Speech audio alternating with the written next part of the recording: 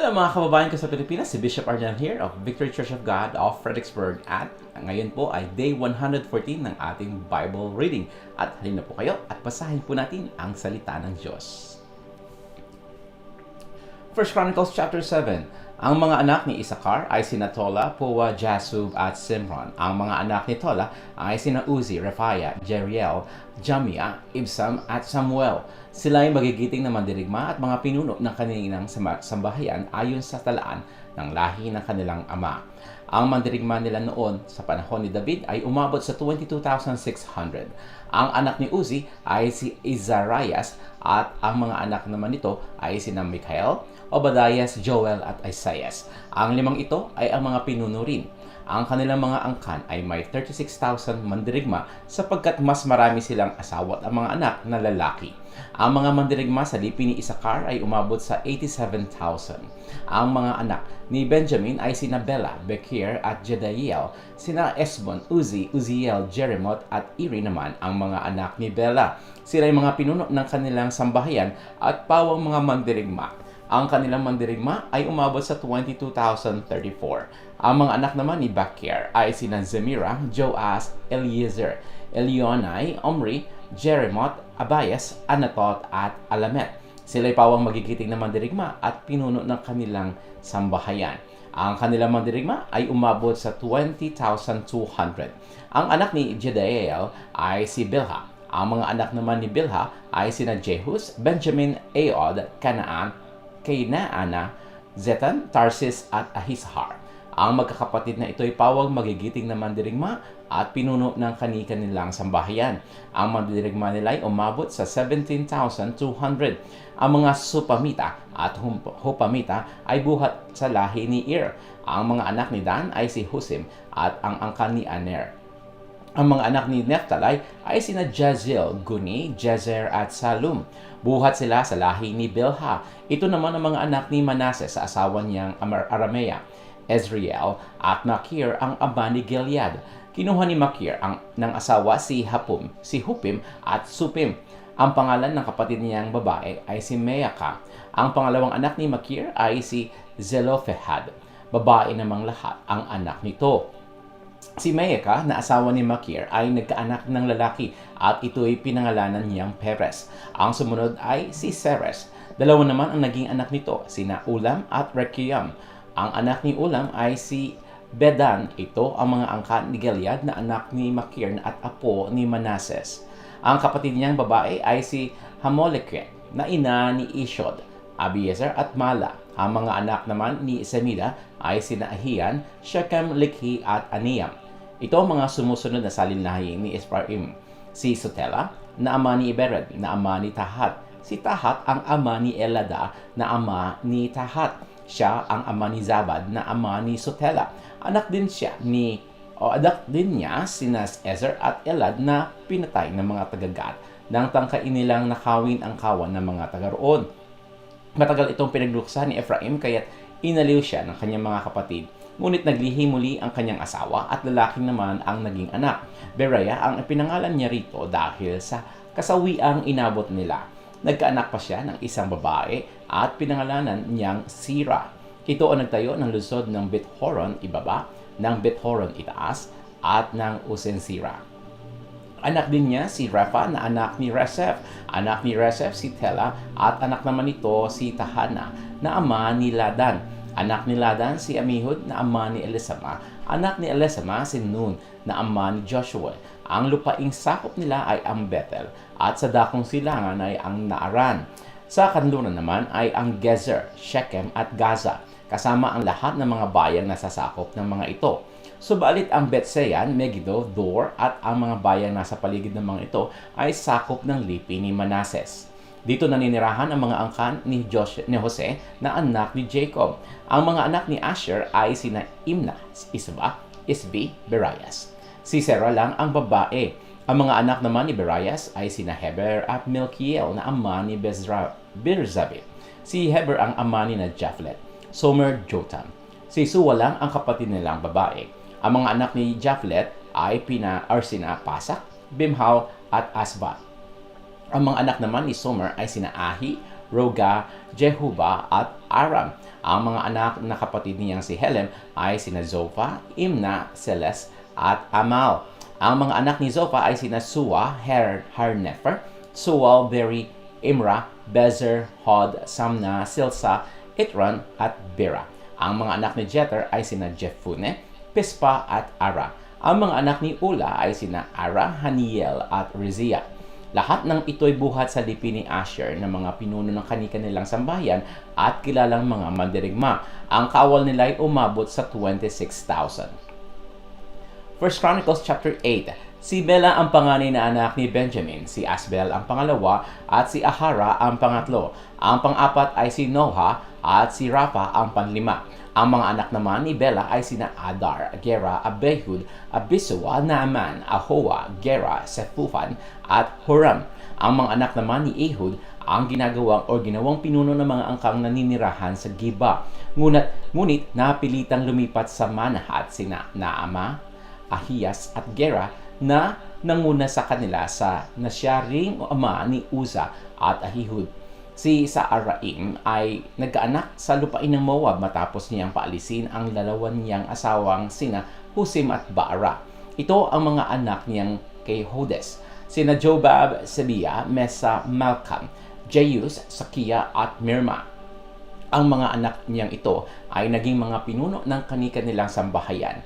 Ang mga anak niya ay kay Husim ay sina Abitog at Elpaal. Ang mga anak ni Elpaal ay sina Eber, Misam at Semed.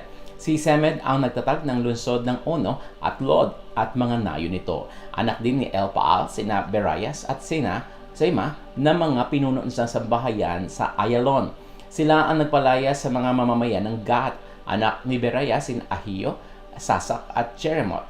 Sina Zebadias, Arad, Adar, Mikael, Ispa at Joha. Sina Zebadias, Mesulam, Hizki, Heber, Ismerai, Islaiah, at Jobab ay mga anak naman ni Elpaal. Sila Jaquim, Zikri, Zabdi, Elianai, Ziletai, Eliel, Adaya, Beraya at Simrat ay mga anak naman ni Simei. Mga anak naman ni Sasak sina Ispan, Eber, Eliel, Abdon, Zikri, Hanan, Hananias, Ilam, Anatotayas, Ifdaya at Penuel. Sina Samserai, Seharai, Atalaya, Jaaresias, Elias at Zikri ay mga anak naman ni Jehoram. Lahat sila ay kabilang sa listahan ng mga angkang bilang pinuno ng sambahayan at mga pinunong nakatira sa Jerusalem. Si Jeiel ang nagtatag ng bayan ng Gibeon at doon siya nanirahan. Ang asawa niya ay si Meeka. Ang panganay nilang anak ay si Abdon at ang mga sumunod ay sina Sur, Kish, Baal, Nadab, Gedor, Ahayo, Zachir at Meklot, ama ni Simea. Sila ay naninirahang kasama ng kanilang mga kamag-anak sa Jerusalem, katapat ng iba nilang angkan. Si Ner na naman ang ama ni Kish na ama ni Saul.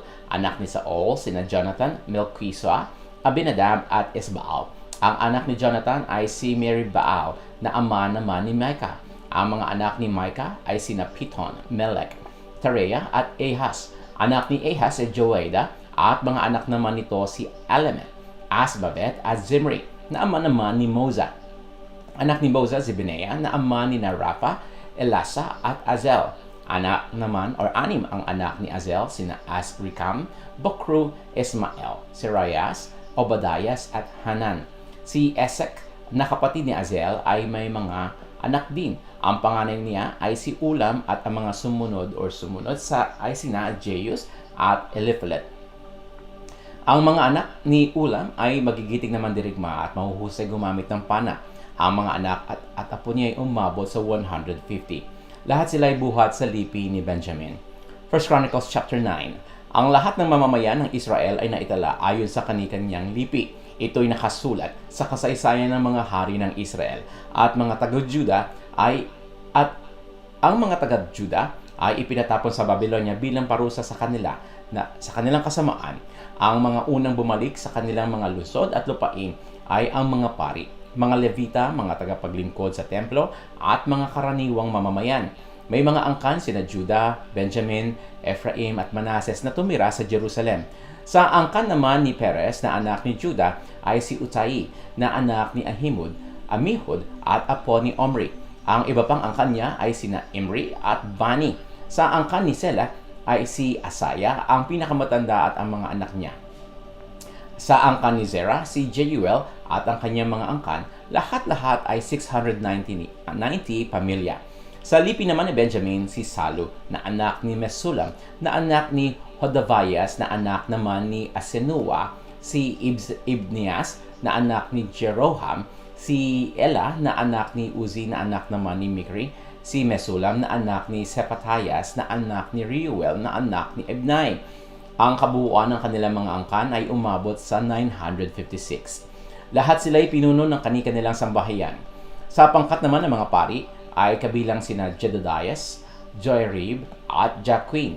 Si Azarias na anak ni Hilkias ang pinakapuno sa templo. Ang mga ninuno niya ay sina Zadok, Merayot at Ahitub. Kasama rin si Adaya na anak ni Jeroham at apo ni Pashur na anak ni Malkiyas. Anak ni Malkiyas si Masai at apo ni Adiel. Ito'y anak ni Jezera na anak ni Mesulam na anak ni Mesilemet na anak ni Limer. Ang mga ito'y pinuno ng kani-kanilang sambahayan pawang may kakayahan sa paglilingkod sa templo at ang bilang nila ay umabot sa 1,760. Ito naman ang listahan ng mga Levita. Sa angkan ni Merari ay sina Semaya na anak ni Hasub at apo ni Azrikam na anak naman ni Hashabayas. Kabilang din sina Bakbakar, Heres at Galaw. Si Matanayas ay anak ni Mika na anak ni Zikri na mula sa angkan ni Asaph.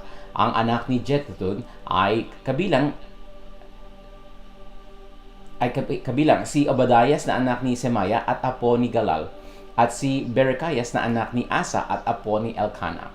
Sa mga nayon ng Netofa sila naninirahan. Ang mga bantay ng pinto ng templo ay sina Salum, Akub, Talmon at Ahiman. Ang pinuno nila ay si Salum. Sila ang bantay sa pinto ang pasukan ng hari sa gawing silangan ng templo at dating bantay sa kampo ng mga anak ni Libay. Si Salum ay anak ni Korah at apo ni Ebiasaph na anak ni Korah. Kasama nila ang iba pang mula sa angkan ni Korah. Sila ang nakakaalam sa pagpasok sa templo. Gaya ng kanilang mga ninunong noon, sila pa ang namamahala sa kampo. Si Phinehas na anak ni Eleazar ang tagapamahala nila noon at pinatnubayan siya ni Yahweh. Si Zacharias na anak ni Meselemias ang bantay pinto sa toldang tipanan. Ang lahat ng bantay pinto ay umabot sa 212.